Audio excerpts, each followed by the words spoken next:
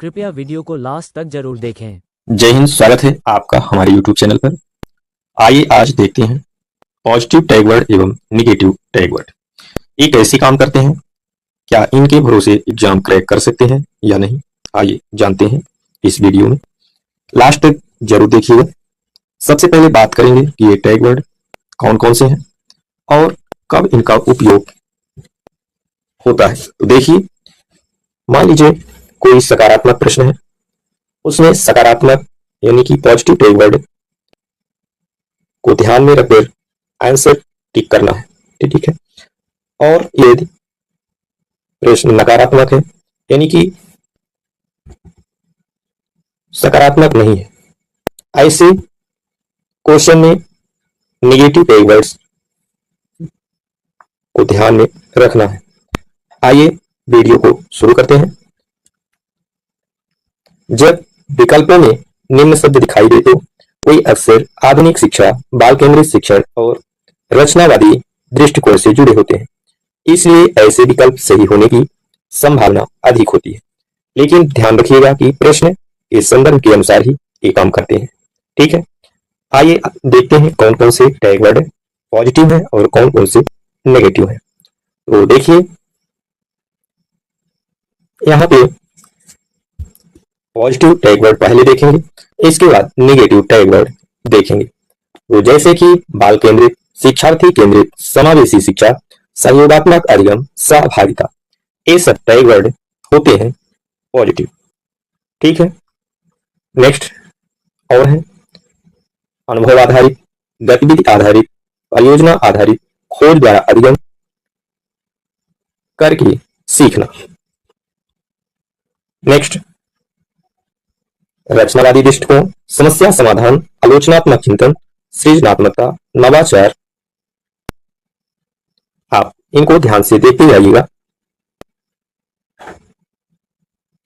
आत्म अभिव्यक्ति, जिज्ञासा, प्रश्न पूछना, अन्वेषण, संवाद, ये सब पॉजिटिव है।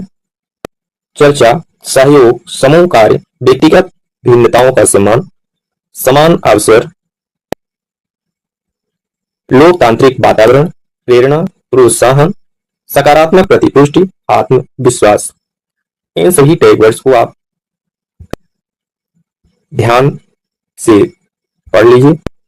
आत्मनिर्भरता, स्व अधिगम, स्व मूल्यांकन, सतत मूल्यांकन, व्यापक मूल्यांकन, ये सभी टैग वर्ड पॉजिटिव है। यदि सकारात्मक प्रश्न है, पॉजिटिव क्वेश्चन है, आप इनको ध्यान में रखेंगे।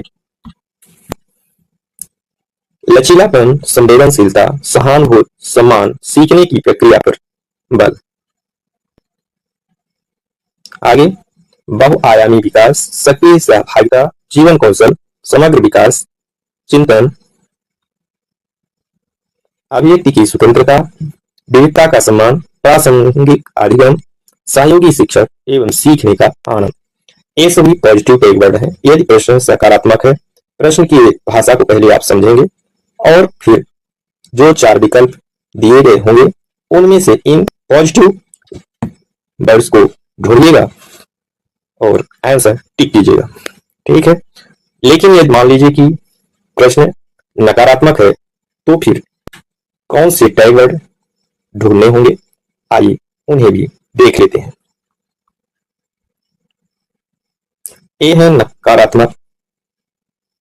देखेंगे यहां ये टैग वर्ड नकारात्मक प्रश्नों के विकल्पों में ढूंढना है आपको और सही आंसर तक पहुंचना है।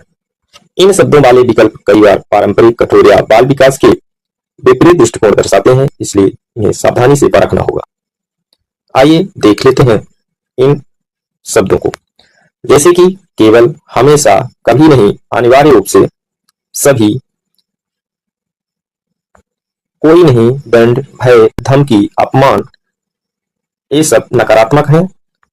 नकारात्मक प्रश्न यदि होगा और प्रश्न की भाषा को समझने के बाद इन शब्दों को आप ढूंढ करके आंसर तक आसानी से पहुंच जाएंगे। जैसे कि रटाना, शिक्षा केंद्रित, एक तरफा व्याख्यान, कठोर अनुशासन, तुलना, ये सब नकारात्मक होते हैं। भेदभाव, दबाव, नियंत्रण, आदेश, दमन। नेक्स्ट उपेक्षा, अस्वीकार, निरुत्साहित करना, आलोचना, पक्षपात। आगे और देख लीजिए, केवल अंक, केवल परीक्षा, केवल याद करना, यांत्रिक अधिगम, निष्क्रिय अधिगम, डांटना इत्यादि, ये सब नकारात्मक शब्द हैं। मारपीट, भय आधारित शिक्षा, एक ही तरीका, कठोर नियम, ये सब नकारात्मक में आते हैं। रचनात्मकता का अभाव, प्रश्न न पूछना, जिज्ञासा दबाना, असमान अवसर, अलगाव, नकारात्मक प्रतिक्रिया, असफलता का भय, केवल परिणाम, प्रतिस्पर्धा ही सब कुछ, त्रुटि पर दंड, ये सब नकारात्मक है। संवाद का अभाव, सहयोग का अभाव, बालक की उपेक्षा, व्यक्तिगत भिन्नताओं की अनदेखी और सीखने पर नहीं केवल अंक पर जोर देना, ये सब नकारात्मक होते हैं। और यदि प्रश्न नकारात्मक है तो प्रश्न के संदर्भ के अनुसार ये टैग वर्ड आपको काफी हेल्प करेंगे। इनको आप विकल्प में ढूंढिए और सही उत्तर चूज कीजिए। ओके, परीक्षा के जो महत्वपूर्ण नियम है वो ये है कि पॉजिटिव शब्द अक्सर सही विकल्प की ओर संकेत करते हैं एवं नेगेटिव शब्द वाले विकल्पों को बिना सोचे सही नहीं मानना है। ठीक है, और एक बात ये भी ध्यान रखना है कि यदि विकल्प में केवल, हमेशा, कभी नहीं, सभी, अनिवार्य रूप से जैसे शब्द हो तो उन्हें विशेष सावधानी से पढ़ना है। इसके साथ अंतिम उत्तर हमेशा एनसीईआरटी, एनसीएफ और शिक्षा शास्त्र की अवधारणाओं के आधार पर ही चुनना है। ओके, एक बात और ध्यान रखिएगा कि ये टैग वर्ड सहयोग तो करेंगे आपका, हेल्प तो होगी आपकी, लेकिन इन टैग वर्ड के सहारे आप केवल इन्हीं को पढ़ लेने पर परीक्षा को क्रैक नहीं कर पाएंगे। बशर्ते यदि आपका बेस मजबूत है, आप अच्छी तैयारी कर लिए हैं, उन्हीं को, यानी कि जो तैयारी कर चुके हैं, तैयारी में लगे हुए हैं, इस पर ध्यान देना चाहिए। जो कैंडिडेट बिल्कुल भी तैयारी नहीं किए हैं तो केवल टैग वर्ड के सहारे परीक्षा क्रैक करना 100% निश्चित नहीं है। बात थोड़ा कड़वी जरूर लगेगी लेकिन सत्य है।